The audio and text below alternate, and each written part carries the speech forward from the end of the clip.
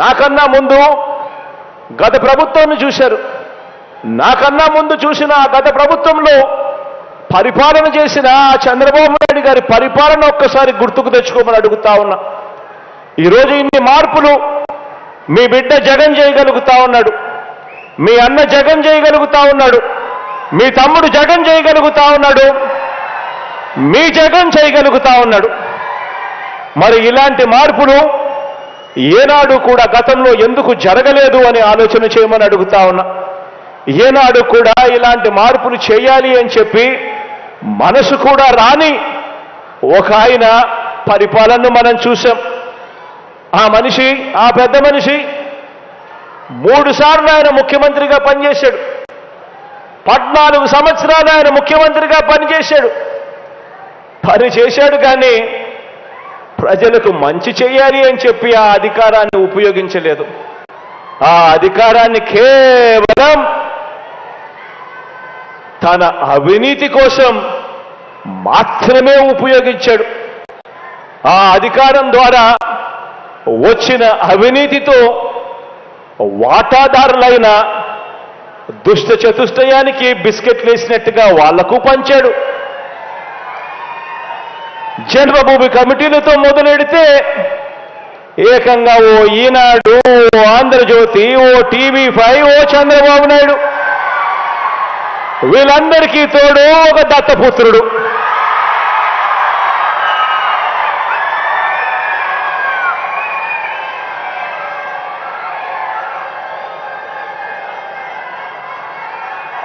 వీరందరూ కూడా అధికారంతో ఏం చేశారు అని అంటే ప్రజలకు మంచి చేసిన చరిత్ర లేదు, ప్రజలు గుర్తుపెట్టుకునే విధంగా పరిపాలన చేసిన చరిత్ర లేదు.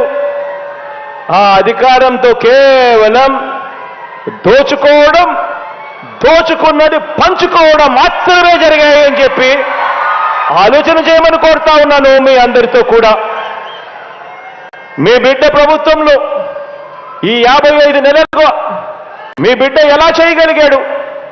ఎందుకు ఆ 5 సంవత్సరాలలో గత ప్రభుత్వంలో ఎందుకు చెయ్యలేకపోయారు వాళ్ళు అని ఆలోచన చేయమని మిమ్మల్ని అందరినీ కూడా కోరుతా ఉన్నా. ఈరోజు వాళ్ళు చేసిన పరిపాలన వల్ల వాళ్ళు ప్రజల మనసుల్లో లేరు, వారికి విలువలు లేవు, వారికి విశ్వసనీయత అంతకన్నా కూడా లేదు.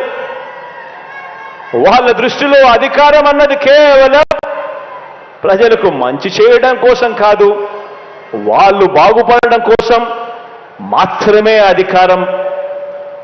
ఈరోజు అడుగుతా ఉన్నా నేను మీ అందరినీ కూడా ఆలోచనలు చేసి వాళ్ళందరినీ కూడా అడగమని చెప్పి కూడా మీ అందరితో కూడా కోరుతా ఉన్నా. అధికారం కోసం ప్రజలకు అబద్ధాలు చెబుతూ, మోసాలు చేస్తూ, వెన్నుపోట్లు పొడిచే వీరి రాజకీయం ఎలా ఉందో 4 మాటల్లో మీ అందరికీ కూడా చెబుతాను. ఈ దుష్ట చతుష్టయానికి సంబంధించిన ఈ గ్యాంగ్లో, ఈ ముఠాలో ముందుగా ఇదే భీమవరం ప్రజలు తిరస్కరించిన దత్తపుత్రుడితో మొదలెడతాను. వీరు చేసిన రాజకీయాలు ఎలా ఉన్నాయి అనే విషయం మీద. ఈ దత్తపుత్రుడు పక్క రాష్ట్రంలో ఈయనది శాశ్వత నివాసం. అడ్రస్ ఎక్కడ అంటే మన రాష్ట్రంలో ఉండదు, పక్క రాష్ట్రంలో ఉంటాడు, నాన్ లోకల్. ఇంకా ఆశ్చర్యకరమైన విషయం ఏమిటో తెలుసా? పక్క రాష్ట్రంలో శాశ్వత నివాసం ఉంటూ పక్కవాడు సీఎం కావాలని ఏకంగా పార్టీ పెట్టిన వాడు బహుశా దేశ చరిత్రలో ఎవడో ఉండడు, ఈయన తప్ప.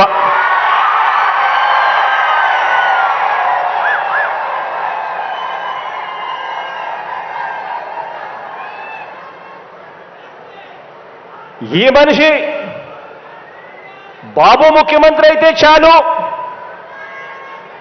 అవే నాకు 100 కోట్లు అని బాబు కోసమే తన జీవితం అని, అందుకు అంగీకరించని వారిని తన పార్టీలో కూడా ఉండకూడదు అని, ఈ విషయంలో వేరే అభిప్రాయం కూడా ఉండదు అని, తన పార్టీ నుంచి వాళ్ళు వెళ్ళిపోవచ్చు కావాలంటే అని చెప్పి కూడా తన సభల్లో ఉపన్యాసాలు ఇచ్చేవాడిని బహుశా ఎవరిని మనం చూసుంటాం, ఒక్క ఈయనను తప్ప. ఈ దత్తపుత్రుడికి ఆ బాబు పొత్తులో ఎన్ని సీట్లు ఇచ్చినా ఓకే, ఏ సీటు ఇవ్వకపోయినా ఓకే.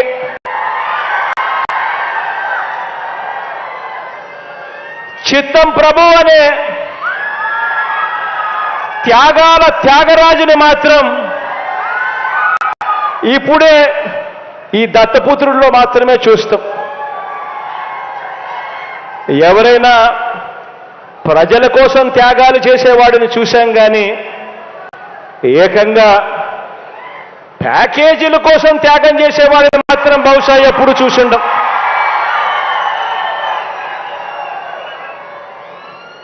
ప్యాకేజీల కోసం తన వారిని త్యాగాలు చేసే ఈ త్యాగాల త్యాగరాజును మాత్రమే చూసింటాం. మరో విచిత్రం కూడా చెప్పాలి. మరో విచిత్రం ఏమిటనంటే, ఈ త్యాగాల త్యాగరాజు గురించి, ఈ దత్తపుత్రుడు గురించి మరో విచిత్రం ఏమిటనంటే, రియల్ లైఫ్లో ఈ పెద్ద మనిషి ఏ భార్యతోనూ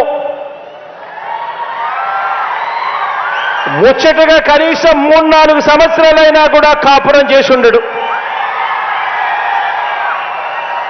ఈ మ్యారేజ్ ఇస్తారు.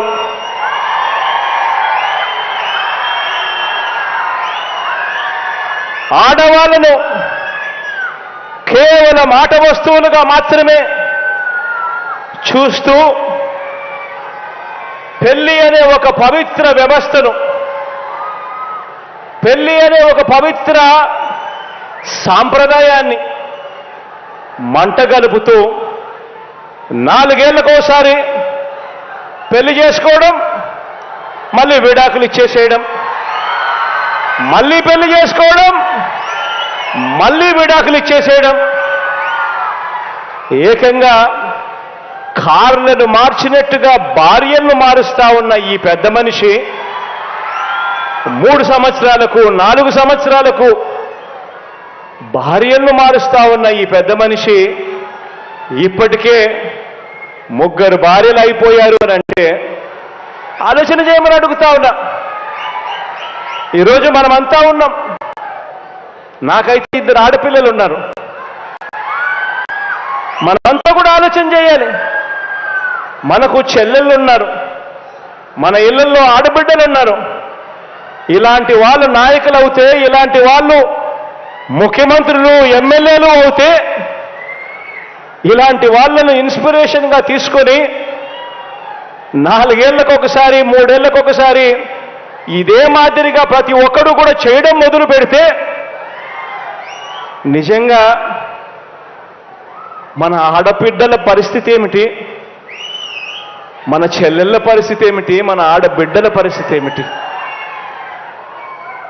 ఇలాంటి పరిస్థితిని, ఇలాంటి కార్యక్రమాలు చేసే ఇలాంటి వారిని సమాజంలో, రాజకీయాలలో ఇలాంటి వారికి కనీసం ఓటు వేయడం కూడా ధర్మమేనా అని చెప్పి కూడా ఆలోచన చేయమని కోరుతా ఉన్నా.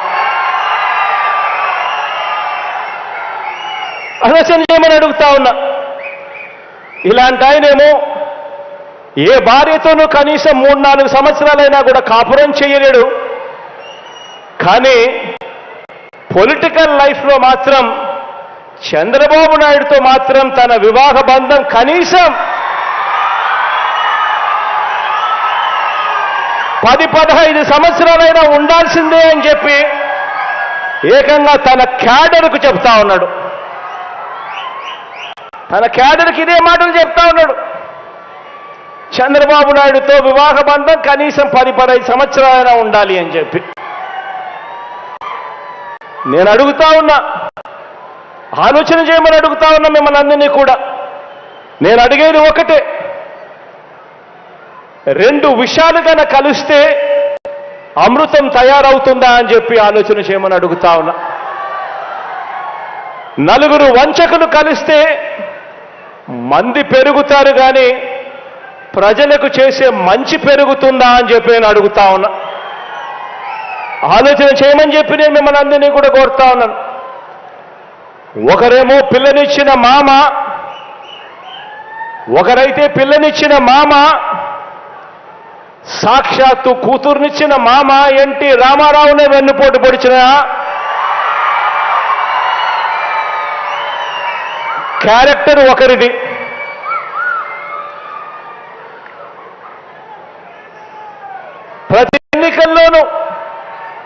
ప్రతి ఎన్నికల్లోనూ ప్రజలకు రంగురంగుల మేనిఫెస్టో చూపిస్తారు.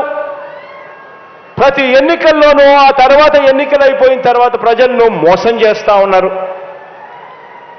ఇలాంటి వెన్నుపోట్లు పొడుస్తా ఉన్న ఈ చంద్రబాబు ప్యాకేజీల కోసం తన వారిని తాకట్టు పెడతా ఉన్న ఈ దత్తపుత్రుడు, వీరిద్దరి కుటిల నీతిని ఏ ఒక్క పేద కుటుంబమైనా, ఏ ఒక్క పేద కులమైనా వారి వల్ల ఎప్పుడైనా ఎదిగిందా అని అడుగుతా ఉన్నా. ఎదగగలుగుతుందా అని చెప్పి కూడా ఆలోచన చేయమని అడుగుతా ఉన్నాను. ఇటువంటి క్యారెక్టర్ లేని, విశ్వసనీయత లేని ఇలాంటి వ్యక్తుల పరిపాలనలో ఏదైనా ప్రజలకు మంచి ఎప్పుడైనా జరుగుతుందా అని అడుగుతా ఉన్నాను. ఆలోచన చేయమని అడుగుతా ఉన్నా. వీరి చరిత్ర మరికొంత వివరంగా కూడా, వీరి చరిత్ర గురించి మరికొంత వివరంగా కూడా చెప్తాను. చంద్రబాబు ఈ మనిషి వయసు 75 సంవత్సరాలు. 14 సంవత్సరాలు ఈయన ముఖ్యమంత్రిగా పనిచేశాడు. 3 సార్లు ముఖ్యమంత్రి అయ్యాడు. మరి 14 సంవత్సరాలు ముఖ్యమంత్రిగా పనిచేసిన ఈ వ్యక్తి, 3 సార్లు ముఖ్యమంత్రి అయిన ఈ వ్యక్తి మరి కేవలం 4.5 సంవత్సరాలు పరిపాలన చేసిన మీ బిడ్డతో ఢీకొడుతున్నాడు.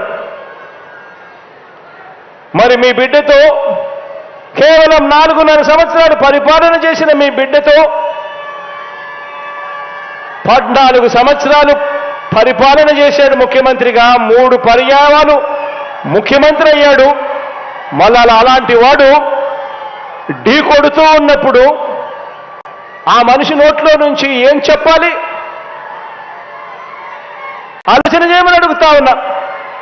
తాను ముఖ్యమంత్రిగా ఉన్న ఆ 14 సంవత్సరాల కాలంలో గుర్తు పెట్టుకోదగిన మంచి ఏదైనా, ఎవరికైనా, ఎప్పుడైనా ఈ పెద్ద మనిషి చేసి ఉంటే ఆ మంచి చేశాను కాబట్టి ప్రజలు నాకు మద్దతు తెలపాలి, ప్రజలు నాకు ఓటు వేయాలి అని చెప్పి అడగాలి.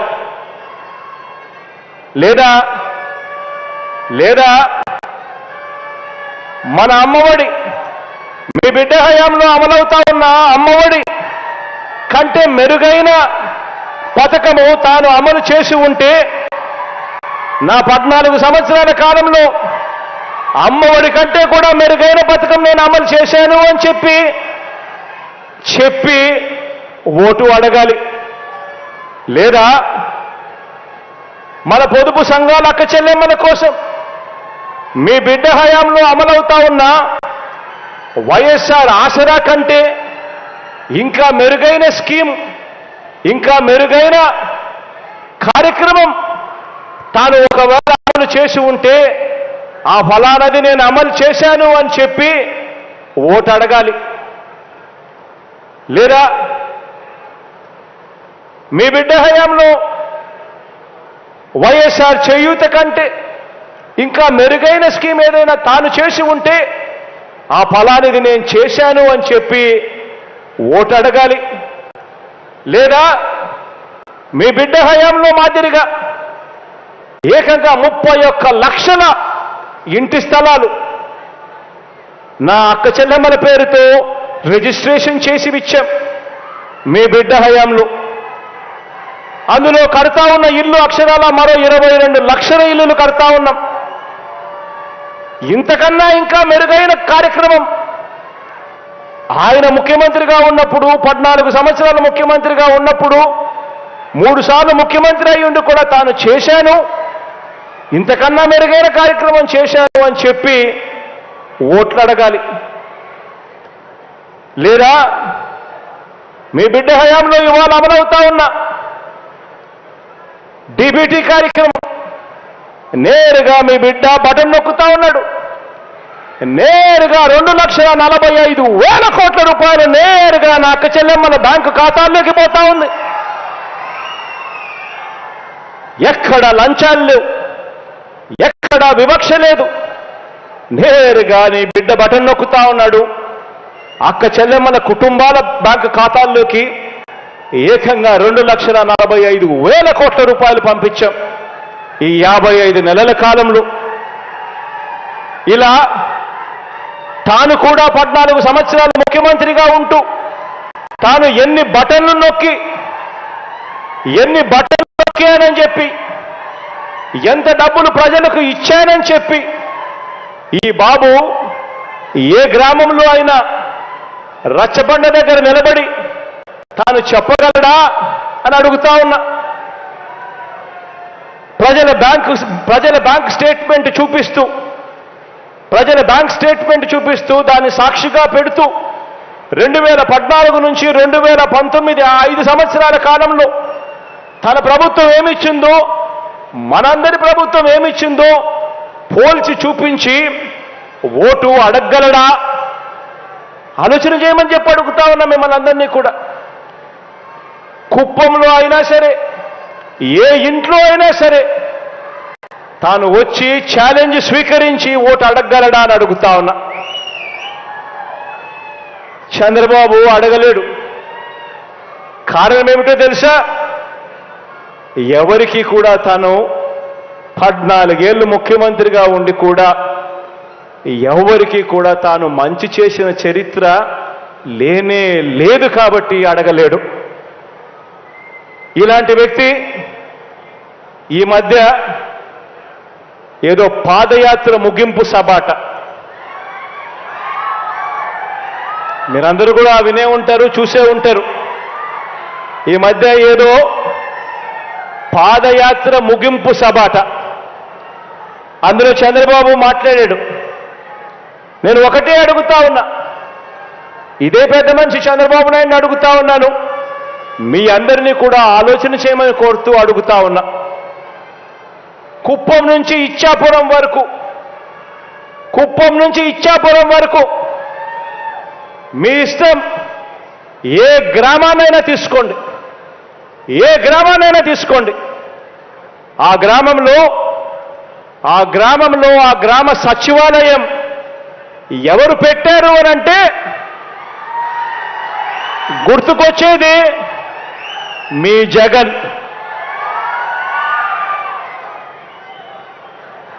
పౌర సేవలను ప్రజల దగ్గరికి గ్రామ స్థాయిలో శాశ్వత ఉద్యోగాలతో తీసుకువచ్చింది ఏకంగా ప్రతి గ్రామంలోనూ ఒక సచివాలయం. ఆ సచివాలయంలో 10 మంది పిల్లలు ఉద్యోగాలు చేస్తూ ఆ గ్రామంలో ఈ సచివాలయాలు, ఈ పౌర సేవలు ఎవరు తీసుకొచ్చారు అనంటే గుర్తుకొచ్చేది మీ జగన్.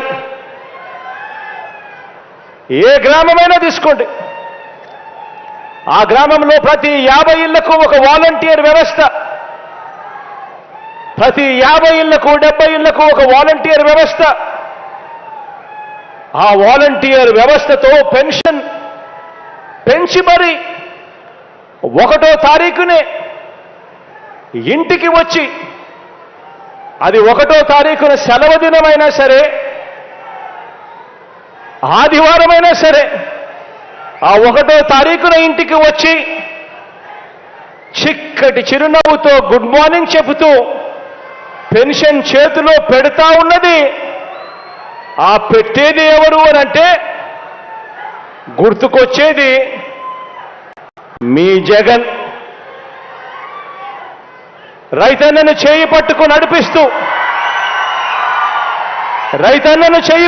నడిపిస్తూ గ్రామంలో రైతు భరోసా కేంద్రం తీసుకువచ్చింది ఎవరు అనంటే గుర్తుకు వచ్చేది మీ జగన్. ఒక్క రూపాయి కూడా లంచాలు లేకుండా, ఎక్కడా కూడా వివక్ష లేకుండా నేరుగా బటన్ నొక్కి ఇంటింటికి నా అక్క చెల్లెమ్మల కుటుంబాల ఆ పేదల ఖాతాల్లోకి డబ్బులు పంపింది ఎవరు అనంటే గుర్తుకొచ్చేది మీ జగన్. గ్రామాలలో వెళ్ళినప్పుడు ప్రివెంటివ్ కేర్లో ఎప్పుడు పడని అడుగులు కనిపిస్తాయి. గ్రామాలకు వెళ్ళినప్పుడు ప్రివెంటివ్ కేర్లో విప్లవాత్మక మార్పు తెలుస్తూ మన గ్రామ స్థాయిలోనే, మన గ్రామంలోనే విలేజ్ క్లినిక్ పెట్టింది ఎవరు అనంటే ఆ విలేజ్ క్లినిక్ చూసినప్పుడు గుర్తుకొచ్చేది మీ జగన్. గ్రామాన మహిళా పోలీసులు, ప్రతి అక్క చెల్లెమ్మ సెల్ ఫోన్లో దిశ యాప్, ఇవి ఏవి చూసినా కూడా గుర్తుకొచ్చేది మీ జగన్.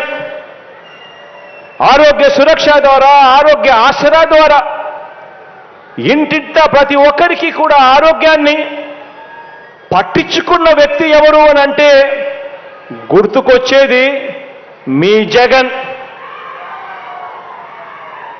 ఒక 108, ఒక 104, ఒక ఆరోగ్యశ్రీ, రైతులకు ఉచిత విద్యుత్, ఫీజు రీయింబర్స్మెంట్, ఇలా అనేక పథకాలు తీసుకువచ్చింది ఆ మహానేత, దివంగత నేత, ప్రీతమ నాయకుడు రాజశేఖర రెడ్డి గారైతే వాటిని మరో 4 అడుగులు ముందుకు వేసి అమలు చేస్తా ఉన్నది ఎవరు అనంటే గుర్తుకొచ్చేది మీ జగన్. రైతన్నలకు వైఎస్ఆర్ రైతు భరోసా ఇచ్చింది ఎవరు అనంటే గుర్తుకొచ్చేది మీ జగన్. పొదుపు సంఘాలు అక్క చెల్లెమ్మలకు కుదేలైపోయిన సంఘాలు ఏకంగా 18% non performing assets, out standing రుణాలతో సతమతమైపోతా ఉన్న ఆ అక్క చెల్లెమ్మలకు, ఆ పొదుపు సంఘాలకు మళ్ళీ జీవం పోసింది ఎప్పుడు అనంటే ఎవరు అనంటే గుర్తుకు వచ్చేది మీ జగన్. అక్క చెల్లెమ్మలకు కానీ, రైతన్నలకు కానీ 0 వడ్డీ ఇస్తున్నది ఎవరు అనంటే గుర్తుకొచ్చేది మీ జగన్. ఒక అమ్మఒడిని చూసినా, ఒక వైఎస్ఆర్ ఆసరాన్ని చూసినా, ఒక వైఎస్ఆర్ చేయూత కార్యక్రమం చూసినా గుర్తుకొచ్చేది మీ జగన్.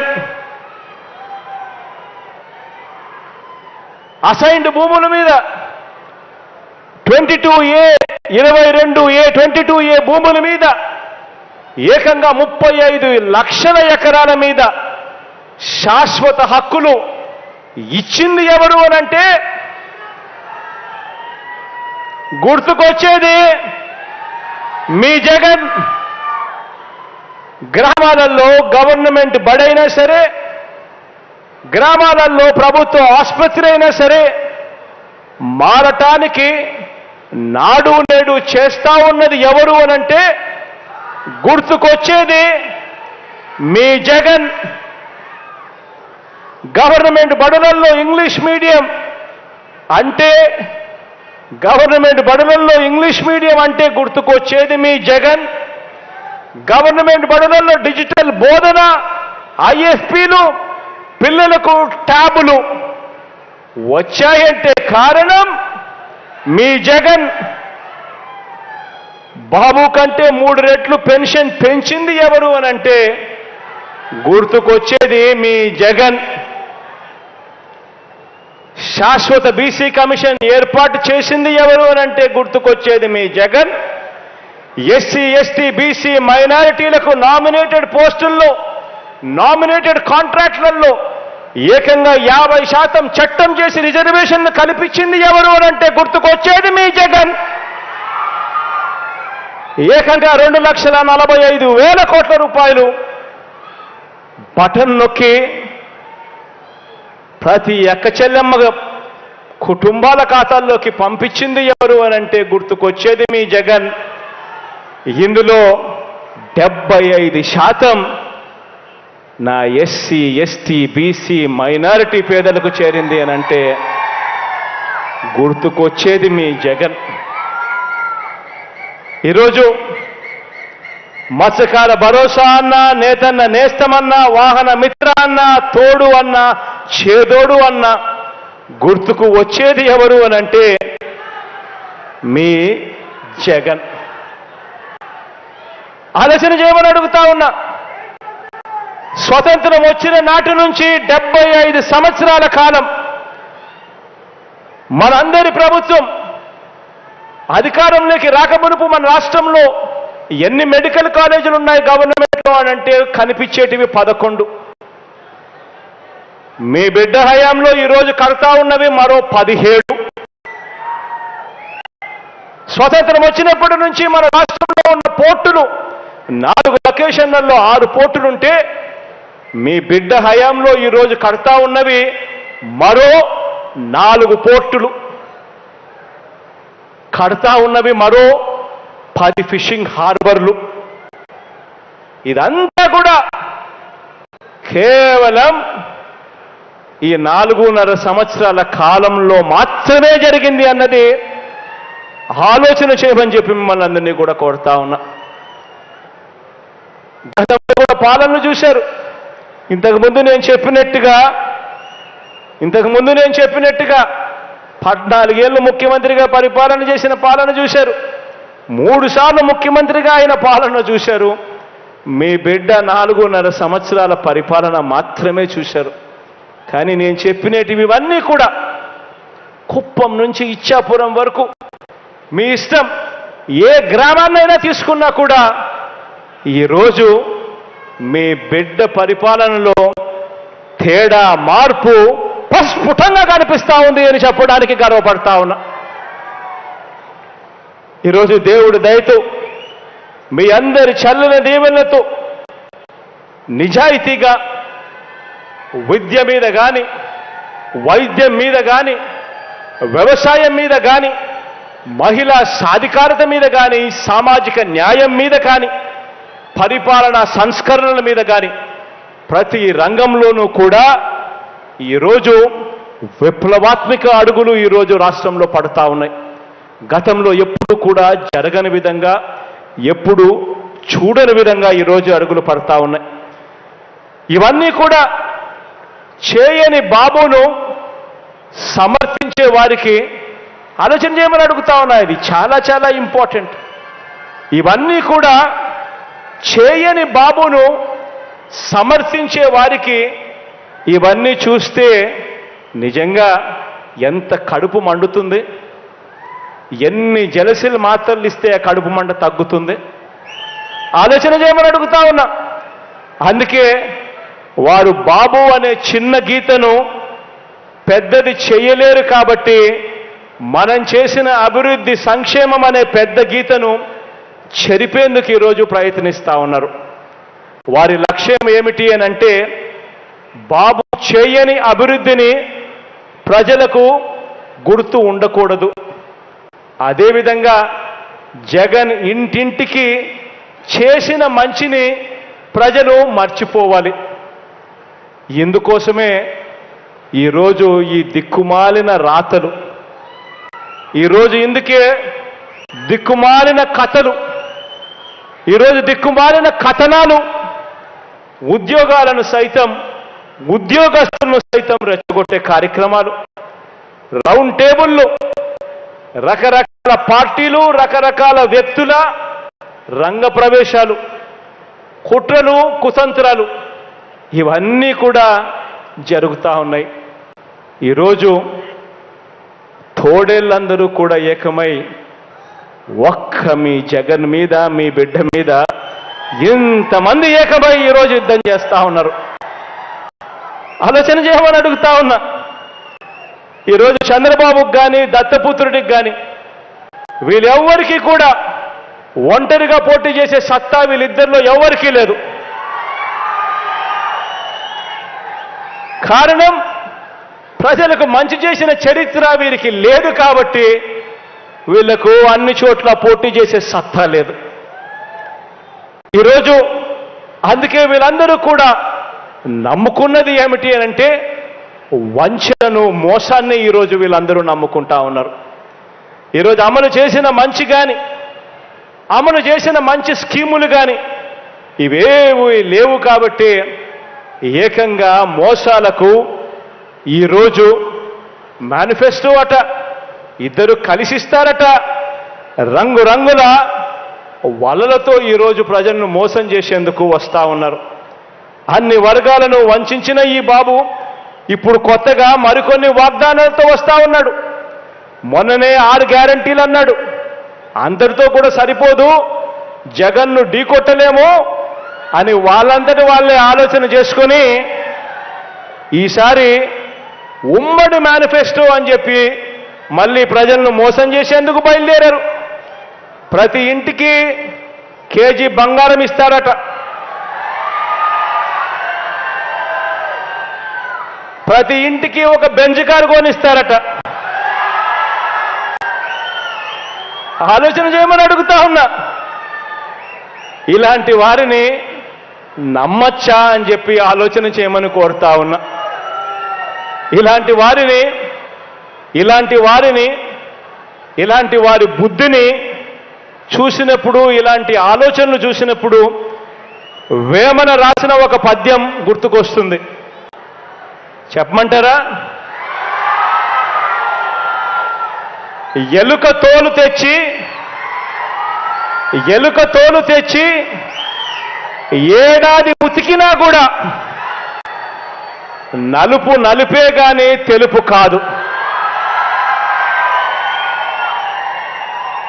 కొయ్య బొమ్మను తెచ్చి కొట్టినా కూడా అది పలుకునా అంజే వేమన విశ్వదాభిరామ వినరవేమ అని చెప్పి అప్పట్లో ఇలాంటి వారి గురించి వేమన స్వామి వారు మాట్లాడారు. నిజంగా అడుగుతా ఉన్నా, వీరి బుద్ధి ఎలాంటిదో గమనించమని అడుగుతా ఉన్నా. ఇలాంటి వారికి మిమ్మల్ని అందరినీ కూడా ఇలాంటి వారితో అప్రమత్తంగా ఉండమని కోరుతా ఉన్నా. మన రాష్ట్రానికి ఇలాంటి వారి దగ్గర నుంచి విముక్తి కలగాలని కోరుకుంటూ, దేవుడు దయతో ఇంకా ఎక్కువ మంచి చేసే అవకాశం దేవుడు ఇంకా ఇవ్వాలని కోరుకుంటూ, ఈరోజు ముగించే ముందు ఈరోజు నా సోదరుడు శ్రీను పక్కనే ఉన్నాడు. శ్రీనన్న గురించి మీకు ఒకే ఒక్క విషయం చెప్తాను. శ్రీనన్న గురించి మీకు. సినిమాలలో ఇంతకు ముందు ఇక్కడ పోటీ చేసిన వ్యక్తి అయినా సరే ఇక్కడికి ఒకవేళ మళ్ళీ వస్తాను అని చెప్పి బహుశా చెబుతా ఉన్నాడు. ఒక సినిమా హీరోని చూశారు. ఆ సినిమా హీరో క్యారెక్టర్ను కూడా మీరు చూశారు. కానీ మీ ముందర నేను నిలబెడతా ఉన్నా రియల్ లైఫ్ హీరోని నేను నిలబెడతా ఉన్నా.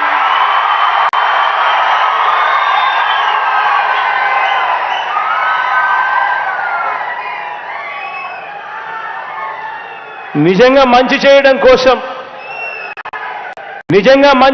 కోసం నా దగ్గరికి వచ్చి అప్పట్లో సీనన్న ఏమన్నాడో తెలుసా?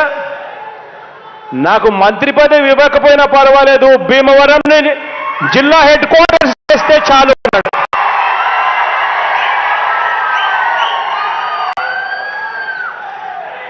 నిజంగా రియల్ లైఫ్ హీరో అంటే ఇలాంటి మాటలు మాట్లాడతాడు. తాను అడుగుతూ ఈ ప్రాంతం అభివృద్ధి కోసం హౌసింగ్ కాలనీలలో భీమవరం మున్సిపాలిటీలో